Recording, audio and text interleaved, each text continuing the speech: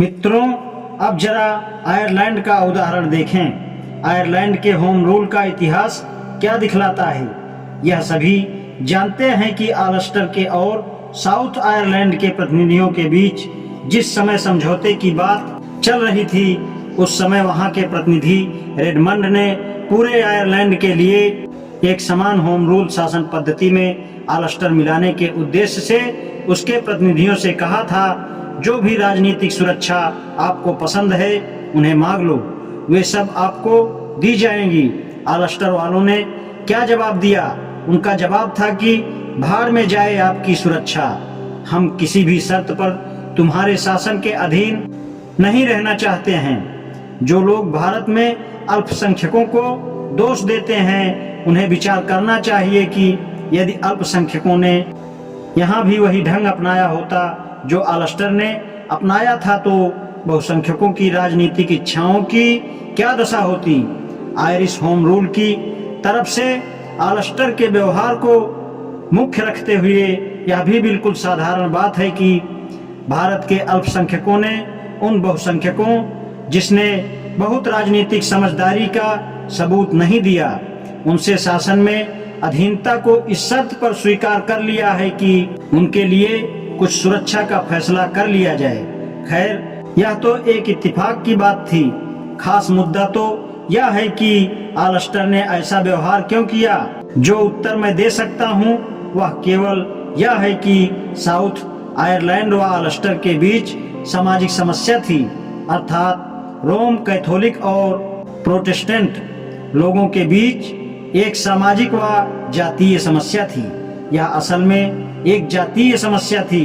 आलस्टर के लोगों ने अपना उत्तर इस ढंग से तैयार किया था कि आयरलैंड का होम रूल आजादी, रोम का रूल जुल्म होगा।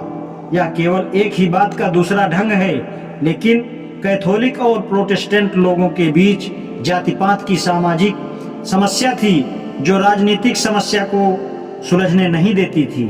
इस प्रमाण की सच्चाई पर भी जरूर शंका की जाएगी और यह कहा जाएगा कि यहाँ भी साम्राज्यवादियों का दिमाग काम कर रहा था, लेकिन मेरे प्रमाणों का खजाना भी खाली नहीं हुआ है। मैं रोम के इतिहास से प्रमाण देना चाहता हूँ। यह कोई नहीं कह सकता कि वहाँ कोई शैतानी शक्ति काम कर रही थी। जिस किसी ने रोम के इतिहास को पढ़ा है वह जानता है कि रोम के लोकतांत्रिक शासन पद्धति में भी सांप्रदायिक बंटवारे जैसे ही चिन्ह मौजूद थे। जब रोम में राजा का पद खत्म कर दिया तो राजा का अधिकार यानी इंपीरियम अर्थात राजशाही शक्ति को काउंसिल और पॉन्टिफेक्स मैक्सिमस में बांट दिया गया। काउंसिलों को राजा का धर्मनिरपेक्ष लौकिक अधिकार सौंप दिया गया और शाही धार्मिक शक्ति पॉन्टिफेक्स मैक्सिमस ने संभाल ली, अर्थात राजा को धार्मिक अधिकार सौंप दिए गए। इस बात प्रजातंत्र शासन पद्धति ने यह नियम बनाया था कि दो काउंसिलों में से एक पैट्रिशियन और दूसरा प्लेबियन। उसी संविधान में यह भी लिखा था कि पॉन्टिफेक्स मैक्सिमस के अधीन पुरोहित लोगों में से आधे प्लेबियन हो गए और आधे पैट्रिशियन हो गए। रोम के लोकतंत्र के संविधान में यह शर्तें, जिनको मैंने सांप्रदायिक निर्णय कम्युनल आबाद की शर्तों से मिलती जुलती शक्ल वाली कहा है, क्यों दी गई थी? क्योंकि ये लोग दो अलग अलग जातियां या वर्ण प्लेबियन और पैट्रिशियन में बटे हुए थे। रोम के लोकतंत्र संविधान को समाज के इन दो भागों के विभाजन को पूरी तरह से ध्यान में रखना पड़ा। सारांश यह है कि राजनीतिक सुधारक चाहे किसी भी दिशा की ओर जुड़ना चाहे, वे पाएंगे कि किसी भी शासन पद्धति के निर्माण में वे वहां की प्रचलित सामाजिक व्यवस्था से उत्पन्न होने वाली समस्याओं को नजरअंदाज नहीं कर सकते।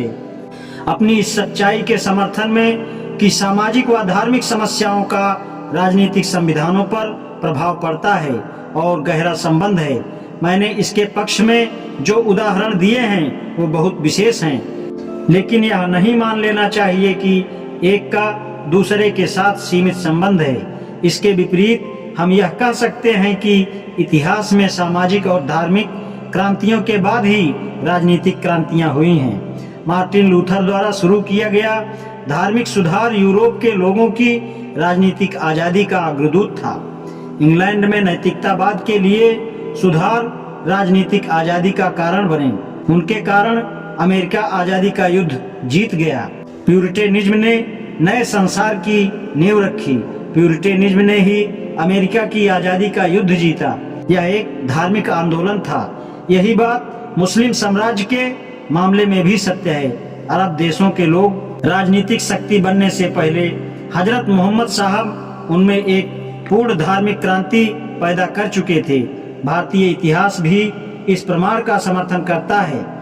चंद्रगुप्त मौर्य की चलाई राजनीतिक क्रांति से बहुत पहले भगवान बुद्ध धार्मिक और सामाजिक क्रांति पैदा कर चुके थे।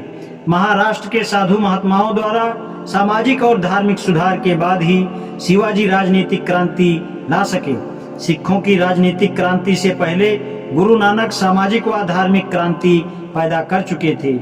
इससे और अधिक उदाहरण देने की अब जरूरत नहीं है। यह प्रमाणित करने के लिए इतने ही उदाहरण काफी हैं कि किसी समाज के राजनीतिक विकास के लिए लोगों के विचारों, मन व बुद्धि की शुद्धि तथा मन की आजादी बहुत जरूरी है।